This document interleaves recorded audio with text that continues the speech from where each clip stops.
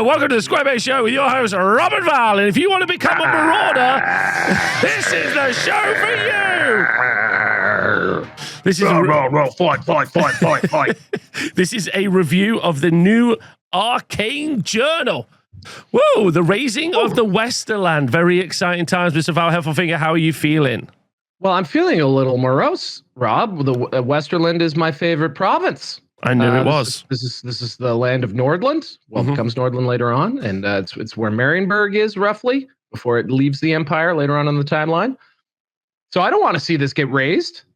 No one does. See it raised. Raised. Not raised. Yeah, with an S. Let us know in the comments if you're excited for another Rob and Val lore review of what does happen in the Razing of the Westerlands, which will be in a separate video. But in this video, we are going to be covering the new Chaotic Cults rules, which affect Marauders and Marauder Horsemen, the new unit entries for Marauders and Marauder Horsemen. It's worth noting that both of those are on larger bases, and also both of those units that we see here replace the units that you find inside the Arcane, it's not the Arcane Journal, the Warriors of Chaos army entry in the main army book. So Chaotic Cults, the 2 unit entries. We then, very excitingly, if you are a Chaos Warrior fan, Warriors of Chaos fan, we then are going to get upgrades to both units and characters that you can pay, which some of them are very spicy. Very spicy. I have not even looked. This is going to be a real react for old Hef. I have no idea. Okay, well, I'm a pre-read Rob, so I do indeed know. And those are very, very interesting. Warriors, chosen, characters all can spend additional points to make those units even spicier. But maybe the spiciest news of this entire book is at the end of this book is a bunch of new magic items that everyone in the game is going to gain access to. Goodies for everyone, Rob? Goodies for everybody, but that is at the end of the video, so you have to wait till the end. That's the closest I've been to a rap air horn in a while. Boop, boop, boop, boop. It's been a long time. I'm a millennial. I got to be able to do that at least once a year. So there you go. So buckle up, tune in. Let us know if you're enjoying it. Please do leave comments. And if you're watching this live, hello. Hello. We're also live right now. We're live right now. Yeah, this is us. We're here now. Oh, I see what you see there in the chat. That was excellent. Thank you for saying so. You guys are too kind. Right, so the Razing of the Westerland. The first thing we're going to look at are the Chaotic Cults. So these are going to be upgrades that you can take for Marauders and Marauder Horsemen. You can spend points to give them these upgrades. That's what, and there's some special stuff to go through, so we'll go through it. The first bit, all models that represent members of the Marauder tribes have the Mark of Chaos Undivided listed among their special rules described in page 82 of Ravening Hordes. Of those, some have the option to replace a Mark of Chaos Undivided with the Mark of a specific god. Units of Chaos Marauders and Marauder Horsemen instead have the option of being the Chaotic Cult. As I said, they have this option instead. And then a model cannot belong to more than one Chaos Cult. That seems only narratively fair. And then a character with a Mark of Chaos can join a unit belonging to any Chaotic Cult. That's very cool. So I think there was some concern over this because obviously Marauders, especially Marauder Horsemen, are really great like Tzeentch caster bunkers, and so are Marauders in general. So I think there's some worry that like Chaos Marks not being able to be taken, because this actually replaces the Chaos Marks. I don't know if we explicitly said that, of Marauders and Marauder Horsemen. So that's great. So you can still get your Tzeentchian sorcerer into one of these cults, and they also don't have to line up anymore. That's kind of neat. Very neat. Very, very neat. However, because these are free, praising the gods, they are very interestingly once per battle. So I'll read how we do it, and then we'll take these in order if you fancy. However, can I just shout out? They're free. That's awesome. That's free. I think we've grumbled in the past, like say during the Empire review, that you had to pay for rules which should be free. So I'm happy to hear that these are at no additional charge, unlike the Chaos Marks too. I think the other upgrades that we're going to see are really going to, I mean, I feel like the Warriors book which is, by the way, I think the most popular faction played in events. So like this is hitting a large group of people who play. is this is going to really explode out how you build armies. Not necessarily this part, but the next part we're about to cover. Okay, pretty cool. So to praise the gods, once per game during the command subphase of its turn, a unit belonging to a chaotic cult may implore its patron for the blessing by making a leadership test. If this test is passed until the start of next turn, subphase, all chaotic cult models with this unit gain the following benefit. If this test is failed, the unit's implorations go unheeded. So obviously once per game, I think some people are going to be a little flustered about. Also, that does not give the rider that the Tomb King scrolls got. So that which was if it fails, you get to try again. Yeah. So this is if it fails, if he dies, he dies. If he dies, he dies. Yes, that's very good. Would you like to take us through the first one though? What we get for the first one? I would absolutely love to. The Cult of the Bloodied Hound. Models belonging to this chaotic cult gain a +1 modifier to their weapon skill characteristic. Sir, I would like you to do the law. Oh, sure. Renowned hunters and bloodthirsty warriors that believe the gods favor the bold, members of the tribe of the Hound value combat above all other endeavors. Wonder what that's like. +1 to your weapon skill is super spicy, especially as there is an additional upgrade you're going to be able to take for a flat +1 weapon skill. Maybe this is more defensive than it is offensive. It's definitely not just like an easy peasy frenzy. It's not, this feels like it's a little bit more interesting. You see this Wood Elves a lot. That difference you can make in the weapon skill can make, especially that the Wood Elf Dragon, quite defensive because of its weapon skill. It's kind of interesting, but Marauders not the best weapon skill to start with. Yeah, they're getting that probably juices them to a whopping 4. Yeah, so not the biggest bump, but hey, again, free rules. Let's see what else we got. So the cult of the Slithering Serpent, their bodies covered in unwholesome balms and unguents. The weapons of the warriors of the tribe of the Serpent drip with venom of their patron's fangs. Models belonging to this chaotic cult gain the poisoned attack special rule. All right, cool. I think poison attacks, out of fashion these days because of the 1.5 change to poison. But nonetheless, +1 to wound on all of your 6s that you roll to hit. Still not a bad thing. So again, for a free rule, I like that better than the weapon skill, personally. I'm with you at 100%. I agree. It also lets you put a little bit of green paint on all of your weapons. Maybe some sort of effect, even something goopy. Cult of the Carrion Crow. What is the Cult of the Slithering Serpent? Do we think is that? What do we think that is? That's Nurgle? Yeah. Oh, okay.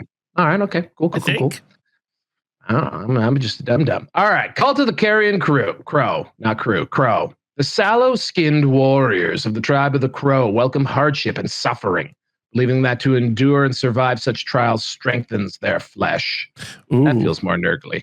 Models belonging to the chaotic cult gain the +1 modifier to their toughness characteristic. There we go. Okay. All right. Pretty good. Especially if there's a flat upgrade you can give your units. Toughness 5 Chaos Warriors, anybody? Anyone excited about that? So this would be toughness 6 or toughness 5 Marauders. Toughness 5 Marauders. Yep. Now that feels nurgly. Yep. That's nurgly, I agree. And the cult of the fell raptor. Many amongst the tribes of the raptor marked with strange visions. When battle is joined, their dark patron grants them the ability to foresee their enemies' actions. Models belonging to the chaotic cult gain a 6-up ward save against any wounds suffered that were caused by non-magical enemy attacks.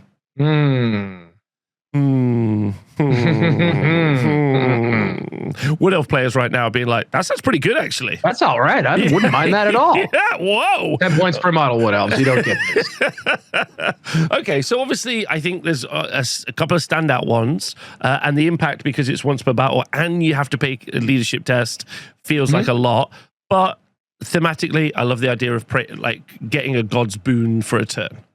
Yeah, and for a turn, again, they're also, more of your chaff tier, right? Like they're not, dedicated warriors of chaos.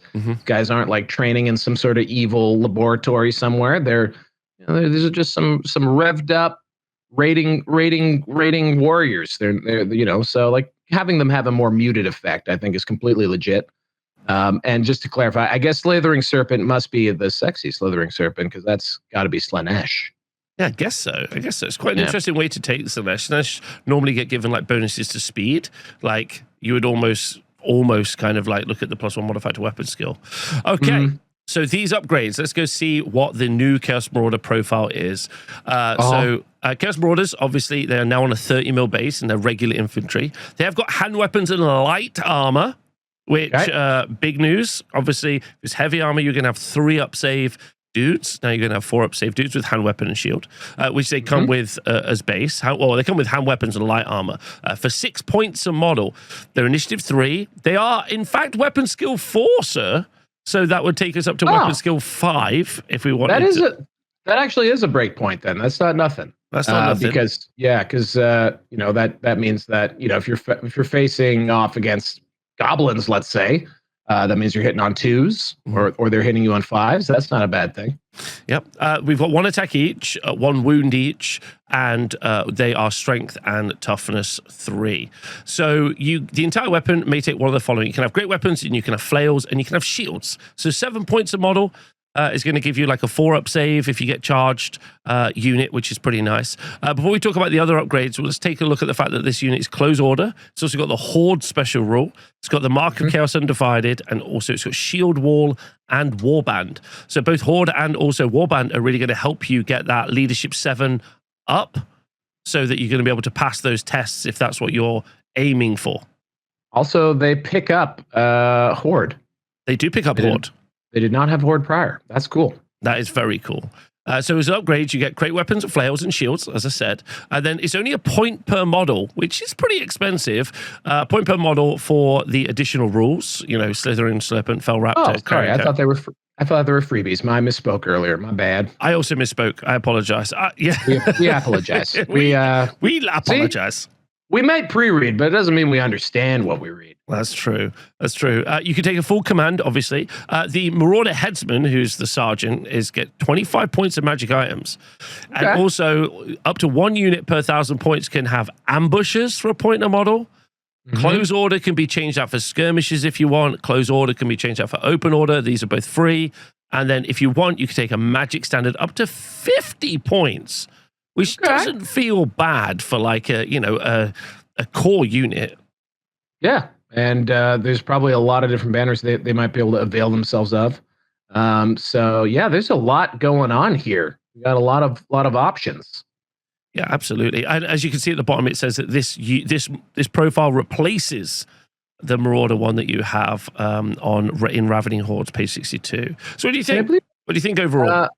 Overall, I mean, this feels like a glow up. I mean, the addition of Horde is kind of a big deal. Loss of the marks is gonna hurt a little bit because I think definitely the marks are gonna give you a better benefit overall for sure. But like we mentioned, there might be some other goodies that you can add to these units. One thing to call out is that these Chaos Marauders are now on 30 by 30 called out, but on the Wolves of the Sea, there are some Marauder units that were added to that original Arcane Journal, like the Marauder Tribe Chieftains, the Berserkers. Those guys are around 25 still. So I wonder if they're going to come back and fix that up. But overall, this is interesting. I find this pretty cool. I like that they're now more of a distinct option rather than just being cheap Warriors of Chaos. They have a stronger identity. And then also they also pick up, the ability for any Marauder. Sorry. What I was trying to say was any Marauder now also have the ability to grab ambushers, which used to only be Wolves of the Sea. And what else do they also do? They also didn't used to get a magic standard. So they've picked up a couple of things that they didn't have before. Yeah, I also think this is only half the story. Once we get through the cavalry, you'll see, I think there's another part to this story where there are more upgrades now in addition. So we'll get to that as we get to it. Do you want to take us through? Actually, one more thing. They are getting light armor now as part of their base cost. That also is a difference. They used to have to pay for their light armor, so now they're just paying for their shield. So they're actually cheaper base than they were before. So that means they're getting essentially that makes their mark, I guess, free if you were taking hand weapon, a shield and light armor before. Oh, that's fantastic, actually.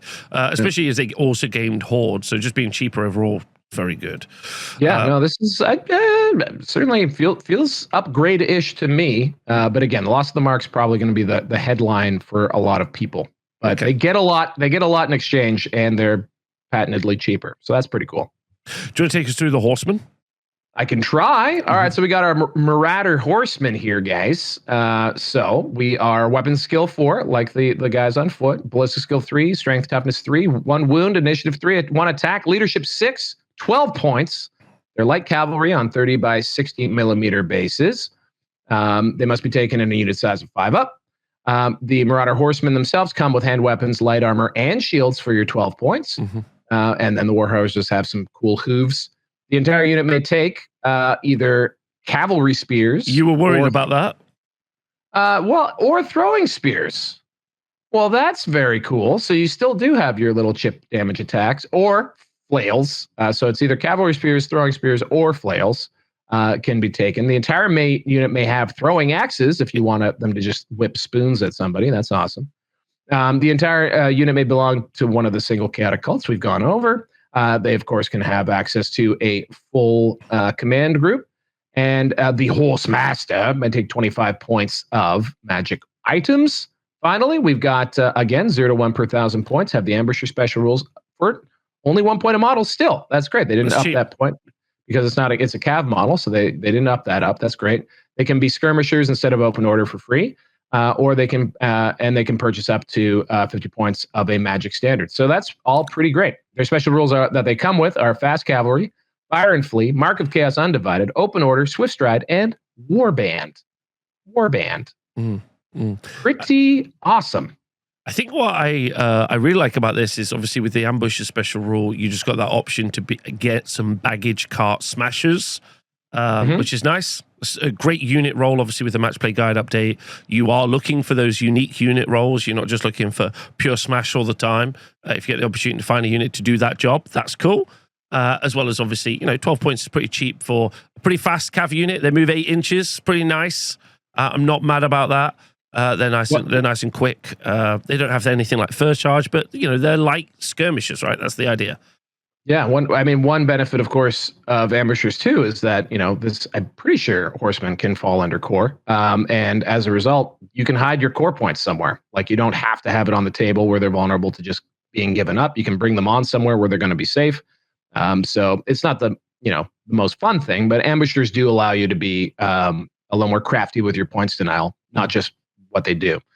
You see Cathay do that a lot, where they bring only ambushing cavalry in their core, and they just hide it off the table while they nuke you. Good times.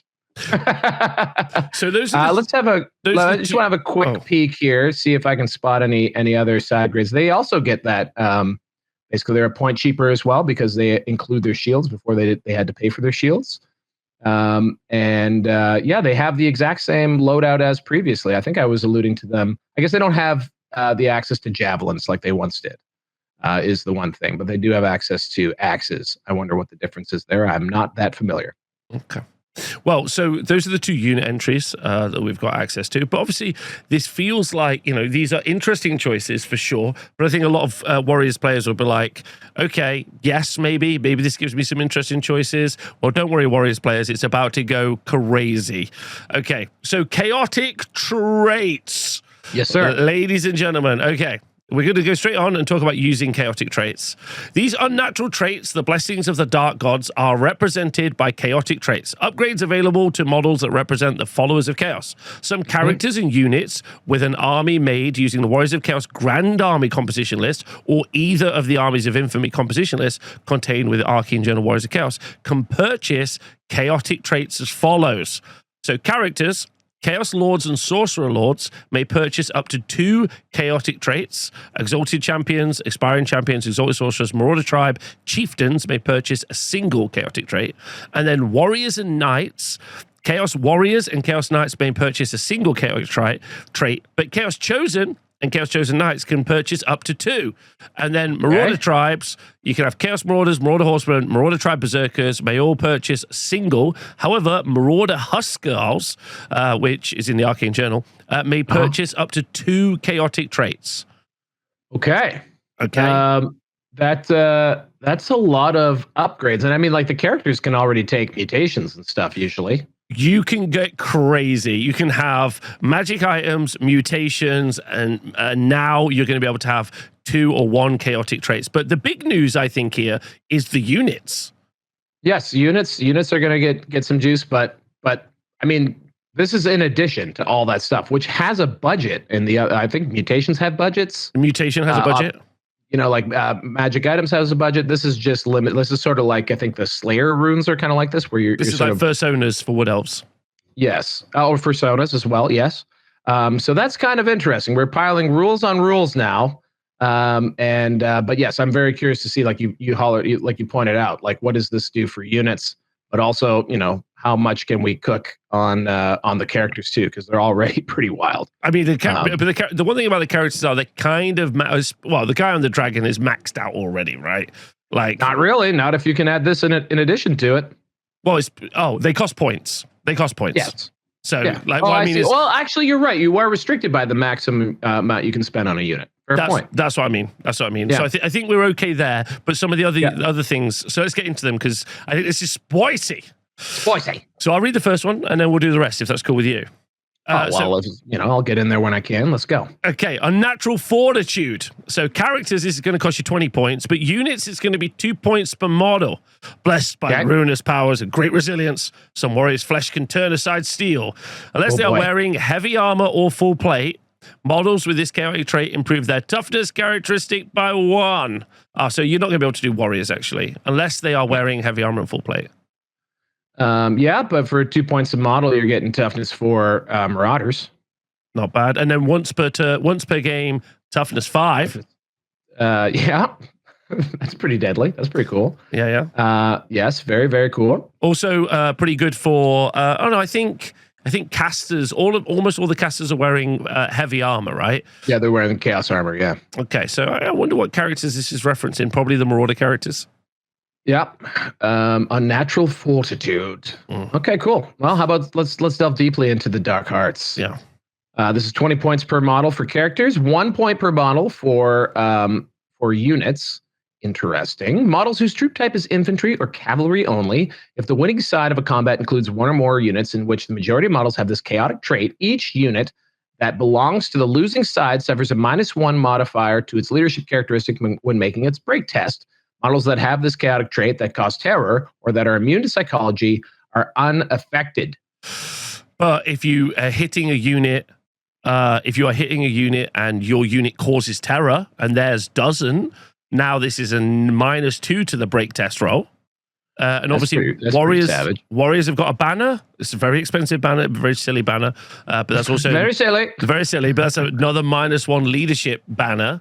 That's some break test at -3 is not fun. Yeah, and also interesting that for units, which I don't know how many individual units that they've listed can cause terror natively, probably none. They gave it +1 point per model, but characters who can ride mounts that cause terror are 20 points. So that's cool that they maybe recognize that it's a better benefit on a character because you're doubling down on that penalty. Neat. They actually maybe thought that one through. That's cool. I think that one's very, very fun. I think that might end up seeing play. Then we got Longstriders. Characters is going to cost you 15 points per model, but units is going to cost you 1 point per model. And this is 0 to 1 units per 1,000 points. Unless they are wearing heavy armor and full plate armor, models with this chaotic trait gain the Vanguard special rule. Very cool. Vanguard's cool. Vanguard's super cool. I'm wondering, actually, sorry, Rob, I think we may have misinterpreted Dark Hearts. Okay. I think reading that back, models that have this chaotic trait that cause terror or that are immune to psych are unaffected. Yes, correct. So I think perhaps that means that if you already cause terror, you can't stack this. I think that's what that's saying. Yeah, we've just double checked and gone through our working. Dark Hearts works the way we think it does. It doesn't affect your units, which is the important part. It's my commitment to factual accuracy here on Squarebase, guys. I'm just looking out for you guys. Just want to make sure we get it right. It's appreciated. Longstriders, characters get 15 points a model, units 1 point per model, up to 1 unit per 1,000 points, unless they are wearing heavy armor or full plate armor, gain Vanguard. So we've been through this. But yeah, I think that's good. Vanguard's great. That can be spicy. Yeah. That could be very good. Getting a Vanguard move on certain units. Yes, I like that a lot. And 15 points for a Vanguard, not bad. No. 15 points for a character is cheap for a unit. Like it, ultimately getting objectives is important. Getting early so you can trade objectives feels decent. Not too bad at all. Enhanced reflexes. Characters 10 points per model. Units 1 point per model. Gifted with unnatural quickness, some warriors are able to slip the most lethal of blows past the defenses of even the most skilled enemies. Whilst engaged in combat, models with this chaotic trait that choose to fight with a hand weapon gain a +2 modifier to their initiative characteristic. Ooh, that's interesting. Note this chaotic trait only applies to a single non-magical hand weapon or sword. Yeah, okay, so it is literally just the or an ensorcelled weapon. I cut myself off there. That's good. It does not apply to a model's mount. If the model is using two-handed weapons or any sort of weapon, this chaotic trait ceases to apply. Well, what are we often using in combat these days, Rob? Hand weapons, baby. It's shields and hand weapons, and initiative 2. That takes warriors up to initiative, am I going to say 7? Initiative 6? Somewhere around there. Getting into, I'm not sure you're going to hit me before I strike, like, even with your bonuses category. I think that gets us into a pretty spicy place. Yeah, initiative 4 on that's chosen on initiative on the chosen. Initiative 4 for both Chaos Warriors and chosen Chaos Warriors. So you're absolutely right. I mean, there's a lot of units that will charge those guys that will get to initiative 6. 6. Or if they're swinging great weapons, they'd be getting to initiative 4. So that means that these guys are going to swing before you. That's actually a nice little breakpoint, I think, for them. I think so as well. Also, you can take 2 upgrades if you're taking chosen. So like now we're getting into some really interesting places. Infantry with the upgrades in Match Play Guide. If you're getting charged, you're getting to fight from extra ranks at a crazy initiative. This feels very spiky as a shield wall. Yeah, and also like when you're talking about those expensive models, they're usually paying a lot more than a point for any sort of benefit to them. So this, although, it's adding to an already expensive unit, it's kind of it's a smaller incremental cost, which is pretty wild. Cool. So Battle Hunger, which I think is really good, is characters are 10 points per model, but units, it's only 20 points per unit, so it doesn't matter the size of the unit. Possessed of an unwholesome thirst for battle, whole regiments race early into the fray. Models whose troop type is infantry only. A unit consists entirely of models with this chaotic trait increases its maximum possible charge range by 2 inches. And when you can charge or pursuit roll, it's plus D3. Now, obviously, this isn't perfect in a world where, you've got movement 9 swift stride units, but it's a bonus, and 20 points is not bad if it's a fighting unit I actually want to get in the mix. Just to be clear, you could take this on every unit in your army? Yes. Well, that's listed obviously on the list of the ones that are available to take. Correct. That's pretty good. 20 points per unit. I mean, that's a banner for a lot of armies. I know the orcs have a banner like that. They have a spell like that. The fact that you're also getting D3 plus 2 inches to just your regular move. What's nice is you can combo this with a banner, like if you want. Do you know what I mean? So you can double down. You really can just go like crazy, but like on spending points on units. But warriors generally tend to veer towards the elite portion of the game. And I misread. Sorry, that's mass. It adds to the charge range by 2 inches. But even still, like that D3 is basically an infantry swift stride, which is handy for infantry because they're usually out in the cold for charges. So that's great. Okay, next one. Brazen Will. Characters are 10 points. Units are 15 points. There are those amongst the walls of chaos whose warped minds seem to resist the hostile magic of enemies. Models whose troop type is infantry or cavalry only. A unit with this chaotic trait gains the magic res -1 special rule. So that is cheaper than the magic item you usually have to pay for. So that's good. And you can take it multiple times. You can take the magic items. Very common, so that you can do that too. But I think it's like 25 points, something like that. So this is very good. Can you stack these? Can you bring more than one instance of these? No, but you can take on multiple units. Is my point. Oh yes, of course. Okay. Yeah, that's my point. I like this one. Prophetic Foresight is 10 points per model or 10 points per unit. Granted brief glimpses of the future, a warrior may predict their movements of enemy scouts and foresee the arrival of reinforcements. Enemy units that deploy using the scout special rule cannot be deployed within 18 inches of a unit in which every model has this chaotic trait, rather than the usual 12. In addition, enemy units that deploy using ambush special rule may not be placed within 12 inches rather than the usual 8 inches of a unit in which every model has this chaotic trait. So I've just got a cheap unit of Marauders. They're holding my baggage train at the back of the board, and I've given them Prophetic Foresight. feels like a zero-brainer to me. That feels like a nice defensive play. When it was just talking about scouts, which is kind of out of favor now because it happens, it basically always gives your opponent the +1 to go first if you use scouts, so they kind of don't get used as much as they once did. Although that's devastating for a scouts unit that they have to, like an 18-inch bubble is gigantic. Huge. And then even the ambushers thing, though, that's fab. And you wouldn't need a very long line of them to basically box out the entire back line of your deployment zone. That's again a very useful tool. I don't think there's a single like complete dud on this, is there? No, I don't think so. I think like some of them obviously like +1 toughness, this crazy marauder idea. I think some people are going to be cooking. Listen, if you're reading this and you've got ideas percolating already, I need you to drop them in the comments, drop them in the chat. I need you to just say like, these are the ideas I can feel comboing together. This is the way I think it's going to work. What's crazy is the amount of stacking you've got here. I can stack one of these. Maybe I can stack either a Mark of Chaos or a Ruinous Power. Then I can stack spells on top of this. Like there's a lot of like, you can really, infuse a unit with chaotic energy. So it feels pretty cool. It's very, this is actually giving me very 8th edition Warhammer 40k vibes. This is sort of where they got to. We got sort of layers on layers, which is fun. I do love being able to really layer on different effects and like kind of make a unit do what I need it to do. This I consider that fun, especially again, these units are not cheap, right? They're maybe the Marauders are, but like Warriors of Chaos Chosen, they're not cheap. So this is cool that they have some additional benefits. Also, big shout out to Enhanced Reflexes, because not only are you more likely to be using hand weapons these days, but it's not predicated on anything. It's just while engaged in combat, you get +2 initiative. That's just like like if you're always using hand weapon and shield in combat, then why not for a point per model give yourself a much better initiative value? Like that's super awesome. Yeah, that feels super strong.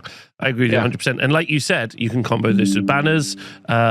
So that is everything for... Just take a moment, everyone. Everyone just calm down a moment.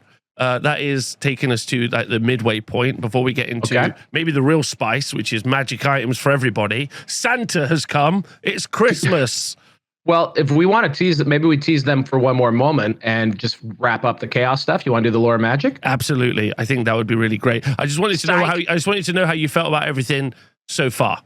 This is so far a lot better than I was anticipating. I must admit. I was worried that there would be either just I was worried about boringness, I think is what I was worried about. I was worried about just ho-hum options. I was worried that they were going to mess around with Marauders and maybe make them less interesting. And in fact, although they took away some stuff, they gave some stuff to them, both for the mounted and the foot dudes. That's pretty awesome. I'm very, very pleased with that. I think the chaos traits are super intriguing. I don't know my Warriors of Chaos enough to know is this really helping with some blank spots that in the army, or really is someone going, holy cow, I can do that now? It sure seems to me like any army would probably appreciate a list of features and abilities like this that you can just tack on. So yeah, overall, I'm pretty jazzed right now. I think this is a win so far. What I quite like about it, although there is bit of salt, bit of concern. I do love that I can just keep stacking stuff on top of stuff. Great. Yep. I'm concerned I can just make something incredibly overpowered. But I think the mitigating factor here should be points. I spend a lot of points in one place to make something super good. Great. Sometimes I feel about the glass ceiling of units that you get in a game. There's a unit, and there is we kind of saw that with the Chaos Lord on Dragon, right? There's literally nothing that can be better than it. But if you capped how many points you can possibly have, then that shut that down. But some armies can only reach an 6 out of 10 as a unit as powerful. When you can start stacking stuff on top of it, maybe you can push those to 7, 8, or 9. But I guess they're going to cost you more points, so hopefully that balances it all out well. Yeah, and I mean, I think the benefit of playing this game is just that galaxy brain opportunity you have to start imagining and tinkering and building lists And so when you have more rules that you can just reach into and pull out and play around with like these, like that's just gonna make list building more fun. It's gonna make it more engaging. Also, I don't think any of the abilities are we'll see in time, but like looking at that list of the chaotic traits, none of them are wildly crazy. You know what I mean? Like they're all good. Yeah. So like the question is like, are they good enough to like spend extra on them? That'll be the question that players will have to answer.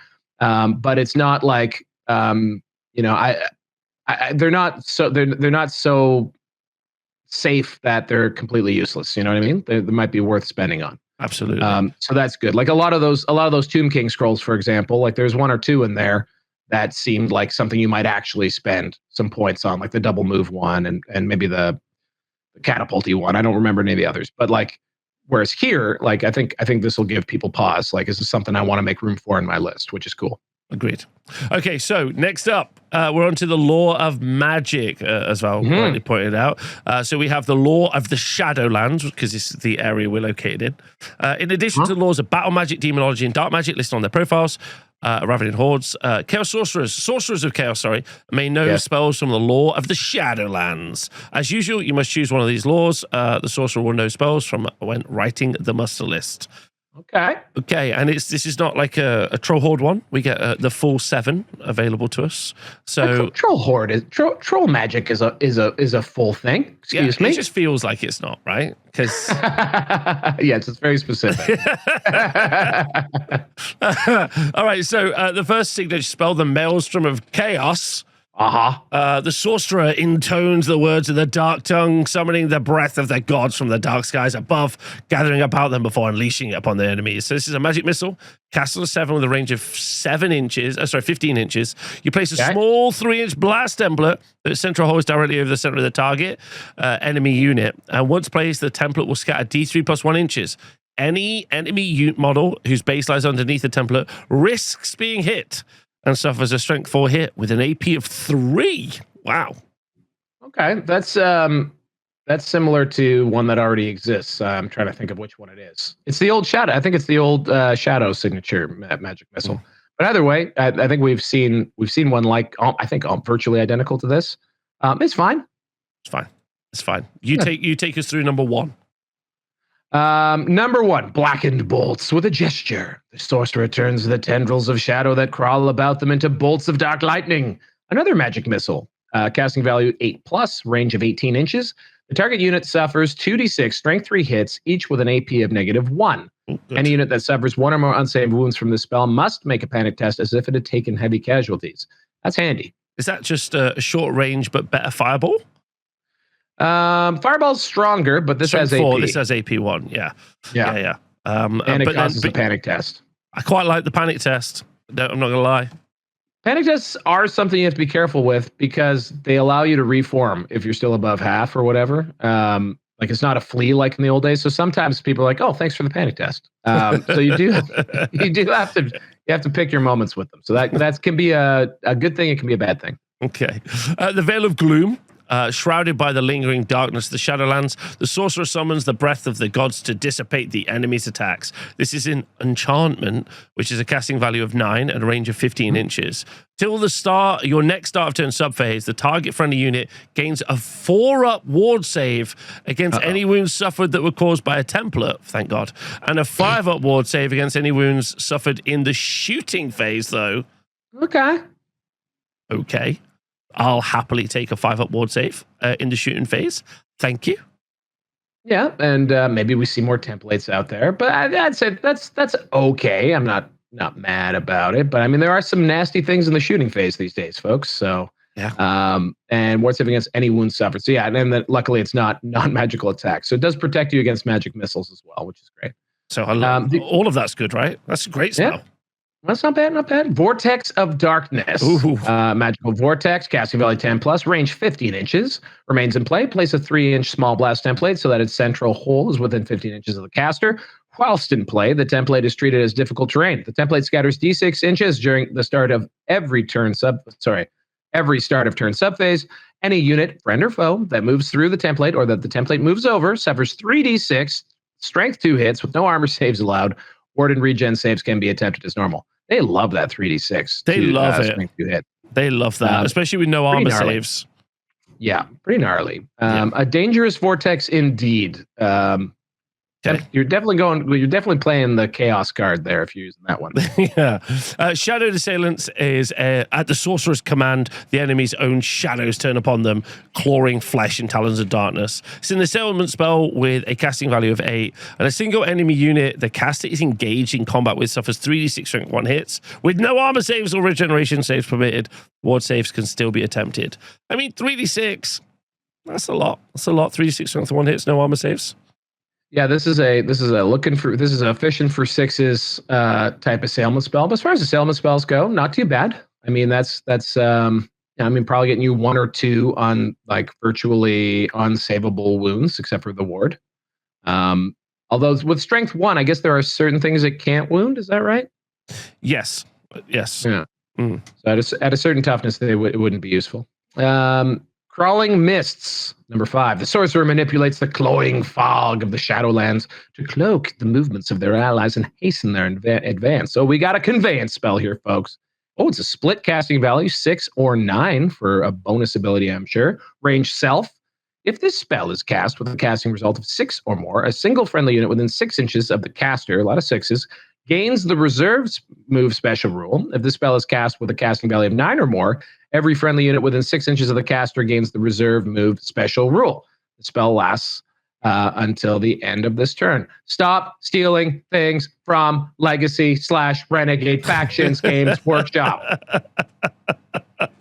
I mean, this is an incredibly powerful spell. Well, I guess Tomb Kings have this too. That's what I'm talking about. Yeah, Tomb Kings have this too. Okay, so even still.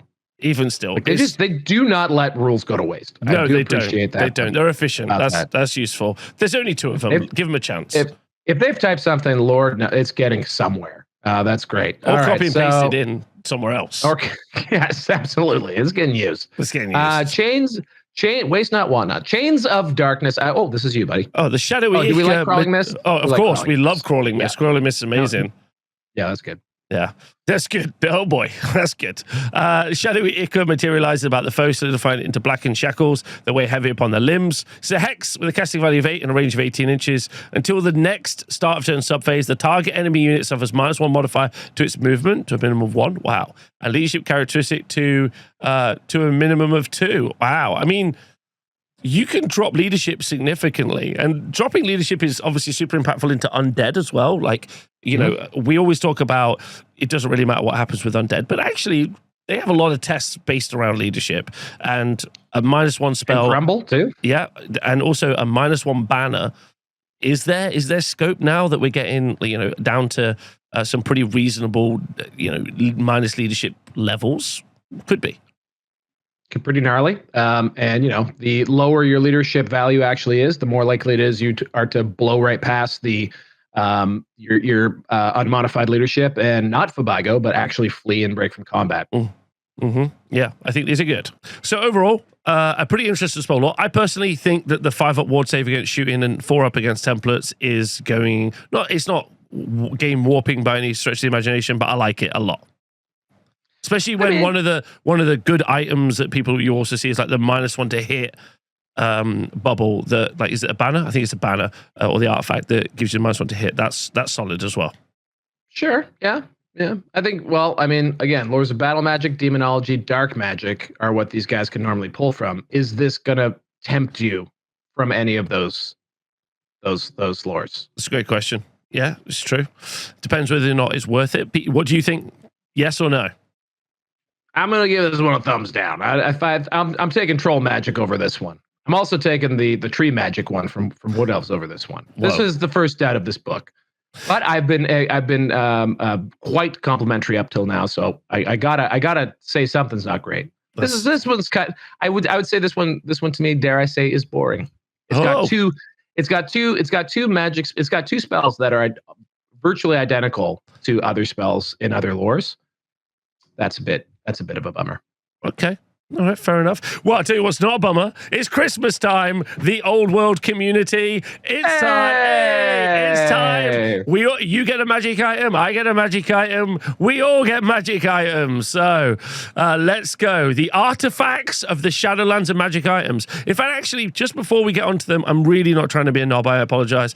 But it's pretty crazy that we can see a ton of magic items added to the game for everybody at any point. Any Arcane Journal has got the opportunity to kind of explode this out, right? That's pretty exciting.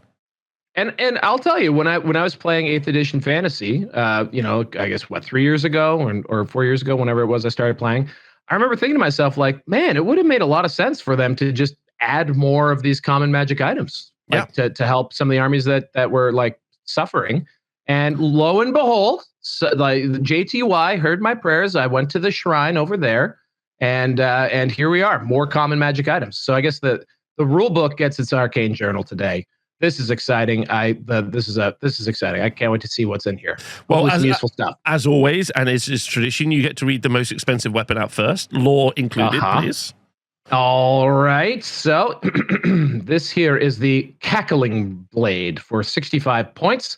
Those who carry the Cackling Blade relinquish all self-control until the battle is long ended, often to their peril. So we have strength +1, AP -1, extra attacks D6, magical attacks. Okay, so now we find out what does it take to get those extra attacks. If a natural 6 is rolled for the extra attacks, the wielder of the Cackling Blade immediately loses a single wound. Great. Yeah, I'll take that. That's fine. Not bad. That's not bad. And depending on how you are interpreting the way regen works this way, you might be able to just save that right back immediately with a 5-up. Wha-bam! Wha-bam! Extra attacks D6. Strength and AP, extra attacks D6, 65 points. You can take it with a... you can still fit your 5-up ward on there, too. It's probably a little expensive. I don't know. If you're already strong, if you're already strength 5... maybe you want more AP, but I mean, that could be a bucket of attacks. It's true, especially for combat res. Also, obviously, if you're playing warriors, you're playing lords or chaos lords or whatever, you've got a natural inbuilt ward save into your unit anyway. You're golden on that front, so you can just go all aggro. Like that. Yep. You go all aggro. As far as like the ones that give an extra D6, this one, not so bad. Not so bad. Okay, so the Meteor Hammer, which is 50 points. Oh, wait, why am I saying for chaos? Anybody. What are we doing? Anyone. I was thinking of a Black Orc Black Orc War Boss. I'm thinking, there's an Ogre dude. Anything that's mounted is going to have a lot of extra wounds, you know? Yeah. The only thing that's is a bit lacking is you might be thinking, like, I don't know, AP1, that's not a ton. But that could be a lot of really high quality attacks. On top of, for a Lord level character, usually 4 attacks usually. So, you're getting 9 attacks. That's kind of unheard of for the old Warhammer old world. So I don't know. Way to generate a lot of combat res. I'm not laughing at the Cackling Blade. You know what I'm saying? In the comments below, in the chat, give us your favorite combo as we go through these. I want to see people be like, I'm going to put this on this. I'm fascinated. Meteor Hammer is 50 points. No matter who wields the mighty hammer, their blows will land with the force of a meteor plummeting from the heavens. This is obviously a combat weapon. This is strength of the user, but it is AP 3. It's 2 hands. It's magical attacks. When making a to wound roll with this weapon, a roll of a 3+ is always a success, regardless of the target's toughness. Okay. Good. Great. Yeah. AP3 for 50 points and always wounding on 3+. Not bad. I mean, it's not multi-damage. I guess that's one other thing about the Cackling Blade that would separate it from like the Giant Blade or the Ogre Blade is that it's not multiple wounds. That's a big deal. But yeah, that's a lot of AP for 50 points, and the fact that it's always wounding on a 3+. That seems okay. I'm not boring so far. Not boring so far. No. All right. I'm glad to see this because Hell is one of the leading manufacturers in the old world, and here's another Hellforged Axe, 30 points, strength +1, AP -1, armor bane 3, flaming attacks, magical attacks, and that's the whole thing. That's the whole thing. So yeah, I guess up there with the Is it the giant blade? Yeah, it's the giant blade that has just the armor bane. But this has strength and AP, so that's probably better than the giant blade. Yeah. That's true. I like that one. And then we got the Sword of Sorrow, which is 30 points. Though it possesses no special properties than wielded in combat, it is said that the gesture with the Sword of Sorrow can pierce an enemy's heart from afar. This is a 30-inch sword. Its range is 30 inches. It's strength 5, AP 1. It's armor bane 2. It's magical attacks, and it has multiple wounds too. The Sword of Sorrow is a missile weapon. It cannot be used in combat. No ward or regen saves are permitted against wounds caused by the Sword of Sorrow, and it's only 30 points. Oh, wow. Wow. All right, so no ward or regen. It's strength 5, though. I mean, strength 5 ain't nothing. Like, for to take 2 wounds off, 2 wounds just instantly kills a hero character. It's true. And it's like an engineer hanging out somewhere, or what are we missing on here? Because that just seems good. It's good range. And it's good. I mean, if you're in an army with something that's got a decent amount of ballistic skill, and you're like, oh, there's absolutely no reason why this should have good ballistic skill. There's nothing to use it with. Suddenly, you do have a nice ranged option to just tack on. At 30 points, I think there's probably other things too that are going to be like, maybe we should use this instead. But strength 5, I mean, that to me strikes me as good. I feel like you might see this in an Empire gun line. What else you might see this with? Like, yeah. Empire already has its fancy bow. Yeah, it's got the bow, the dragon bow. Yes, and now it has this too. Yeah, my favorite thing about the dragon bow, drag on these nuts. Okay, we're moving on to Magic Armor. We're moving on to Magic Armor. Let's take me through it, baby. All right, we got ourselves a Levitating Shield. Born aloft by a cunning enchantment, the shield seems to place itself between its owner and the weapons of the enemy. Models whose troop type is infantry only, the Levitating Shield is a shield. In addition, the bearer may use it alongside a weapon with the requires 2-hand special rule during combat. Interesting. Very interesting. What are you liking? Well, there's just a lot of like requires 2-hand specifically magic weapons out there. Although the infantry only thing is a bit of a bummer. That's cool. That allows you to get that +1 to your armor save and still use there's just so many requires 2 hands weapons out there. It's also really fun to model. That would be fun to model. Born aloft by cunning the shield. So like, are you just surfing a shield? Are you a shield surfer? It's like no, it's like, it could be like you could have it like, like floating around the character, like on like it's. Oh yeah, it's just sort of like, it's like moving around like a yeah. Like a levitating shield, if you will. The Trailblazers Hwalberk is 20 points. The local flora seem to shift and bend to allow the parrot to pass through unimpeded through even the thickest brayer. Models whose troop type is infantry only. The Trailblazers Hwalberk is a suit of heavy armor. In addition, it's where it gains the move through cover and scouts special rule. That's interesting, if only because that allows you to slap a character into a scouting unit. That is good.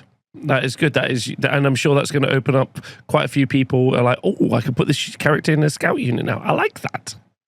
Yeah, and also, troop type infantry only. Okay, so they caught that. That's cool that they're catching stuff, because again, immediately I was like, maybe I can make a dragon scout. Nope. No. That's good. Nope. So we're giving a lot of buffs to infantry so far, which again, even in the new 1.5 world that we live in, that's not a bad thing. That's still necessary for sure. Yeah. Talismans, Icon of Fortitude. All right, so we got 35 points, carefully woven with protective enchantments. This exquisite brooch is said to shield its bearer from the deadliest blows. Models whose troop type is infantry or cavalry only. The bearer is immune to the multiple wounds X special rule. If the bearer is wounded by an attack with a special rule, they suffer a single wound.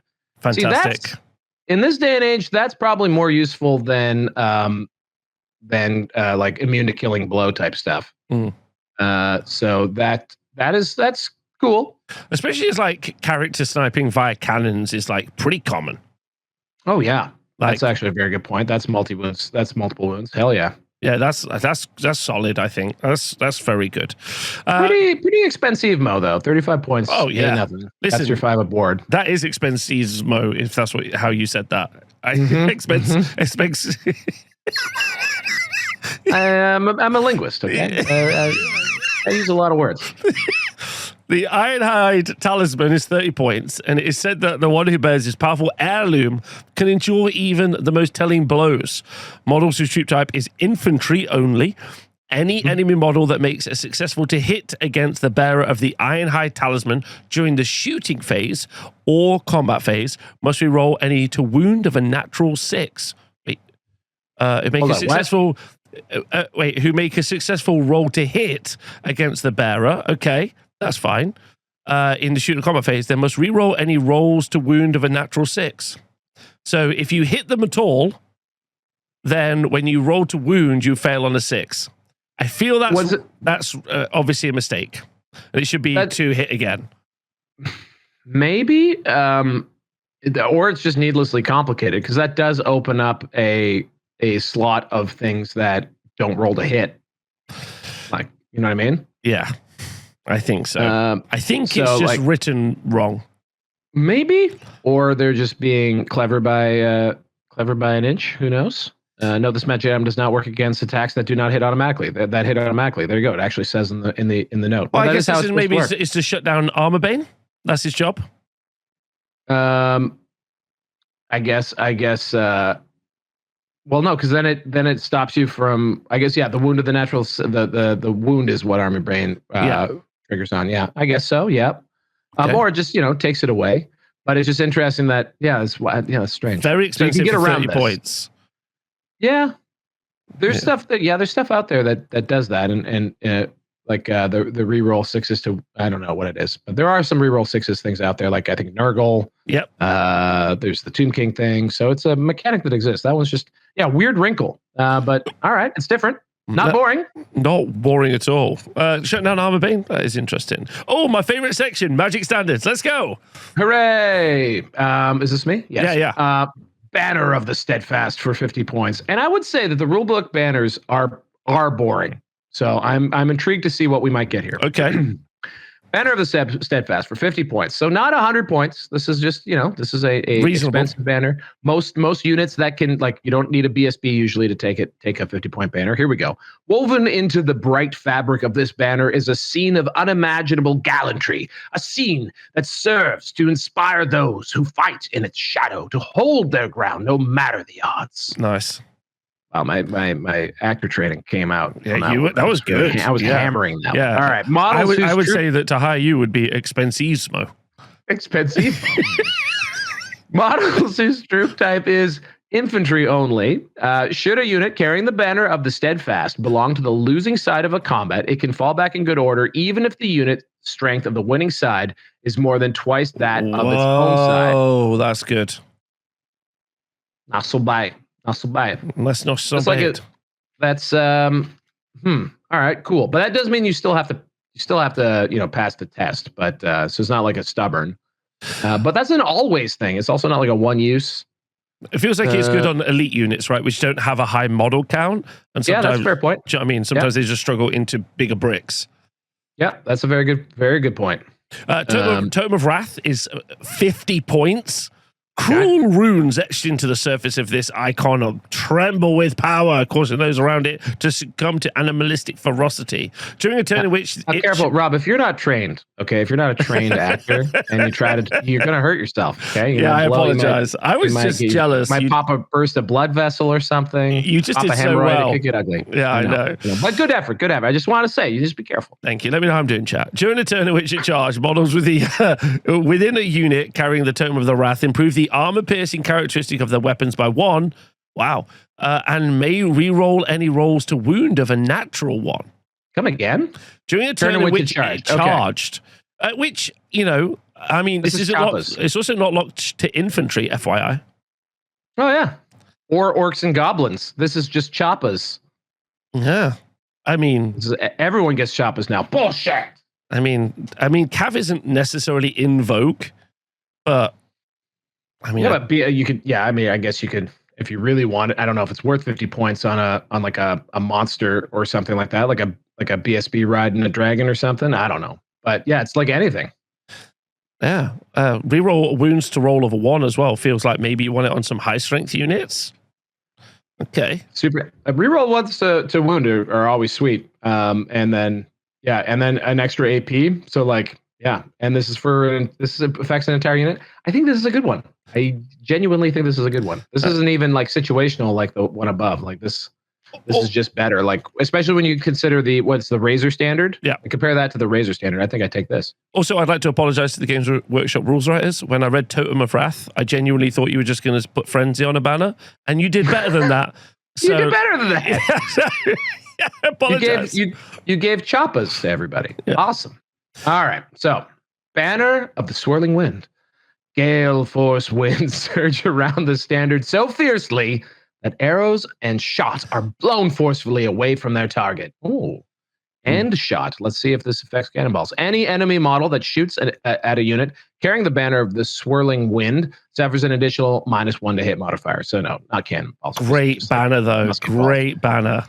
And these days, yeah, ballistic skill shooting is problematic. Now everyone has access to negs to ballistic skill shooting. So this does help, at least one unit against balloons, which is great. Mm-hmm. Mm-hmm. Yeah, no, I think everyone having access to this is great for the game. Mm-hmm. Monster Hunters Tapestry, 25 points. Those who have earned the right to fight under this standard have battled some of the old world's most dangerous beasts. Live to tell the tale. Enemy units may not make stomp attacks against a unit carrying the Monster Hunters Tapestry.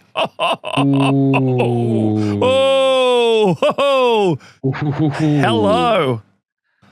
Fascinating that it is taken since when did Stomp appear? 2010? Was that I think Stomp is a rule as of 2010. To my memory, this is the first rule I've ever seen that affects Stomp. Let's go. I'm not going to say that's crazy, but that does put monsters even further on notice, I think, because losing your Stomps is a big deal for the output of any of the big bad ridden monsters. That's good. That's good. Congratulations. That is good. And it's cheap as well. It's 25 points. Yeah, especially because it's 25 points. I could have seen them considering what they've charged for like an Unbreakable banner. I could see that of being a higher points cost. That is super handy. Like both of those, Banner of the Swirling Wind, Monster Hunters Tapestry, those feel like direct replies to people being like, "No," about something. Yeah. And they're like, okay, here you go. Here's something to help your units. And that's fantastic. Great. Also, I love the idea of like putting a bunch of like hides and kit bits on a banner. That's a cool thing to hobby, the Monster Hunters Tapestry. So yeah, absolutely. Great. Yeah. Okay, we're moving on to Enchanted Items. The first one is the Arch Lightning Rod. It's 40 points. Crackling lightning fills the heavens with peril, grounding the creatures of the sky.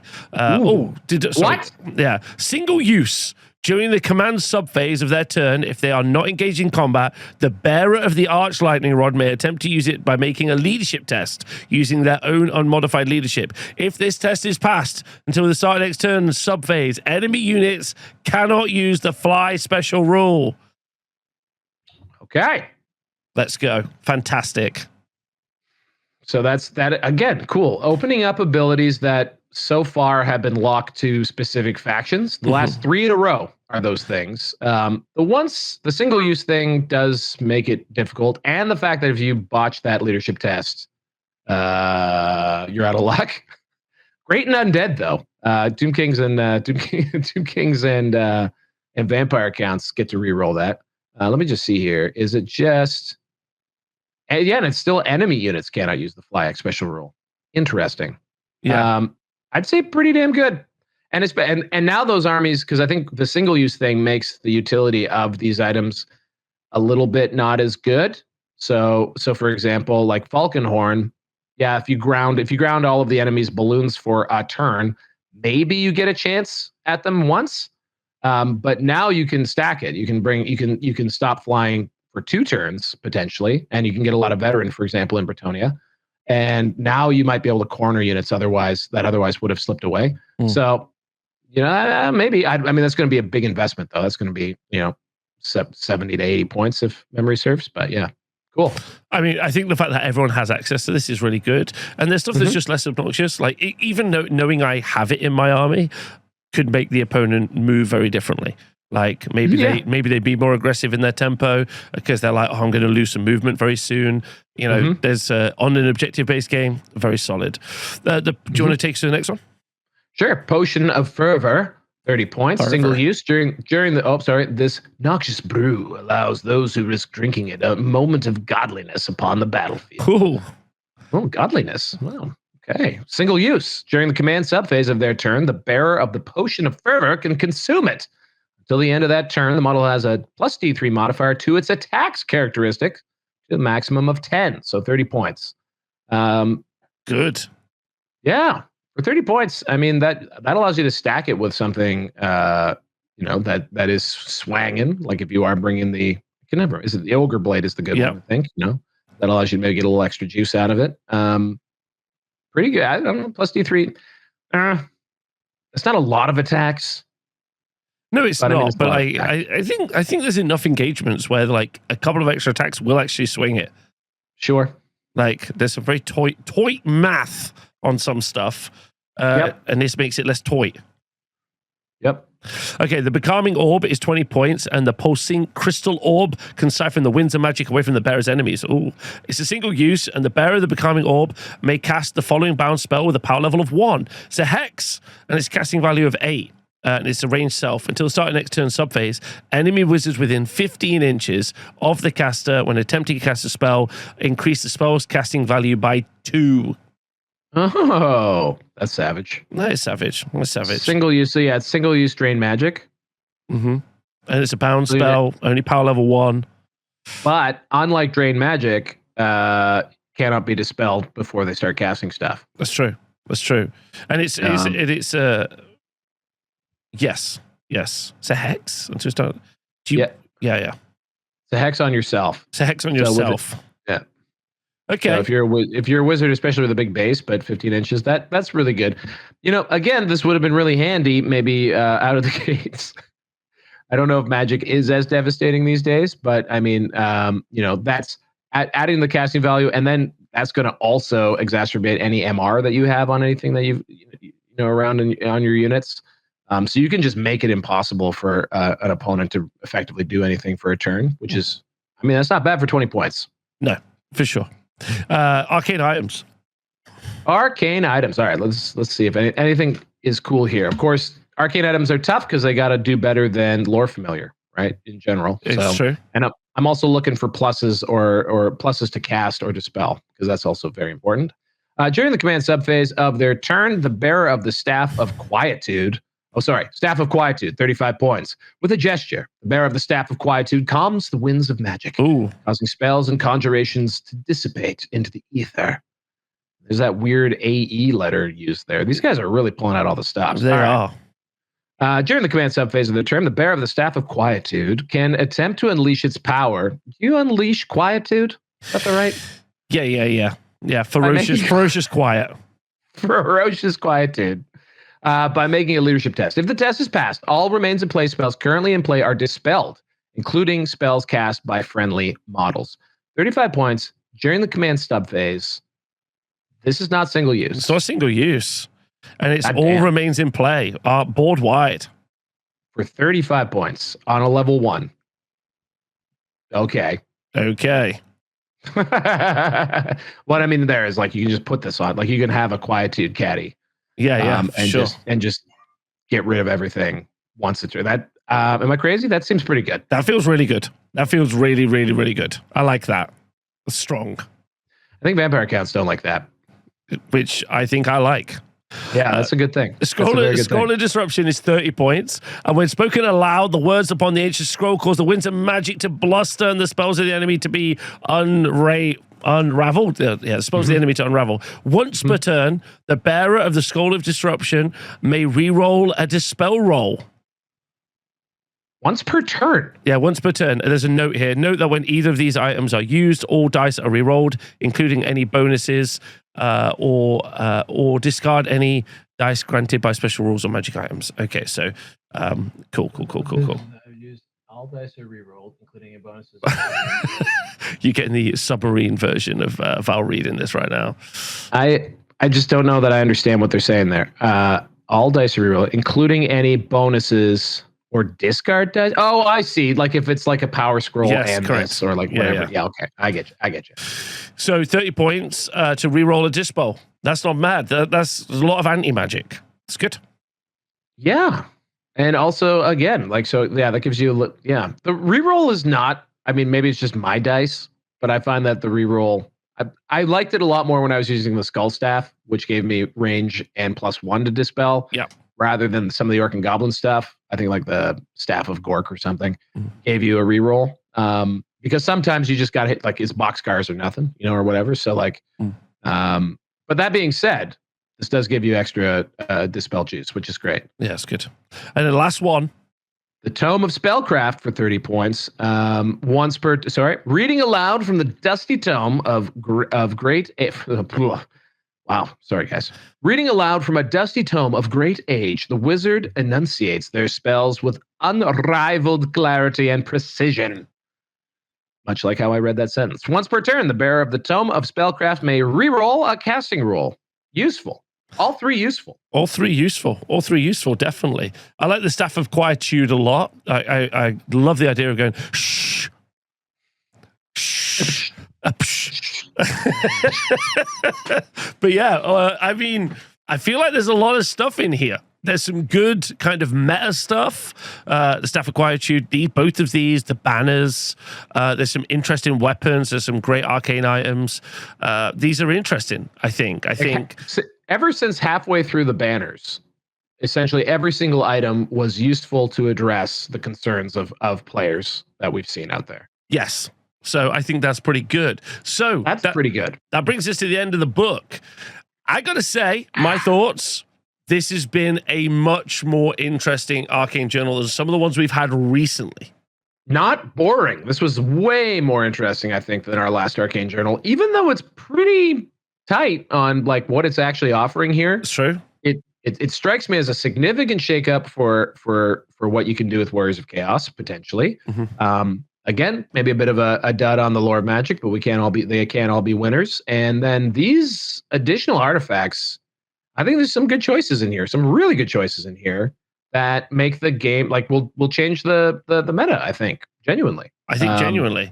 There's also an FAQ on the way, which we can talk about that in another video.